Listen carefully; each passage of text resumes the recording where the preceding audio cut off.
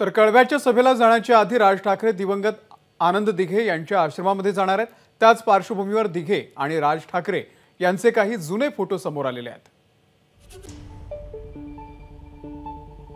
अक्षय भाटकर आपले प्रतिनिधी या संदर्भातले अपडेट देतील। अक्षय, अमोल, खूप जुना इतिहास आहे ठाण्याचा आणि शिवसेनेचा। आणि ज्यावेळी आनंद दिघे या ठिकाणी होते त्यावेळी अनेक वेळा सर्व मोठे नेते हे ठाण्यामध्ये यायचे, त्या ठिकाणी खलबतं व्हायची आणि ठाणे नंतर शिवसेनेने जिंकलं देखील।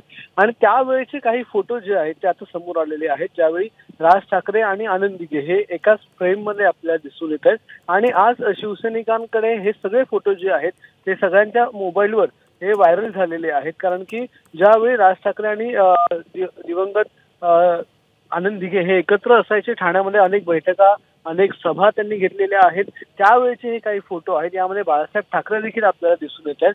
आणि आज ज्यावेळी राज ठाकरे हे महायुतीच्या 2 उमेदवारांसाठी ठाण्यामध्ये सभा घेत आहेत, कळव्यामध्ये सभा घेत आहेत, त्यावेळी हे फोटो व्हायरल होणं हे नक्कीच एक महत्त्वाचं मानलं जातं आहे।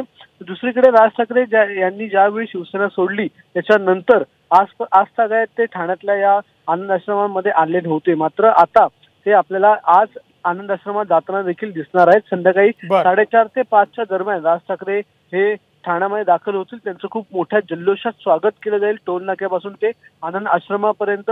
आणि आनंद आश्रमात जाऊन ते आनंद दिघे यांना अभिवादन करणार आहेत।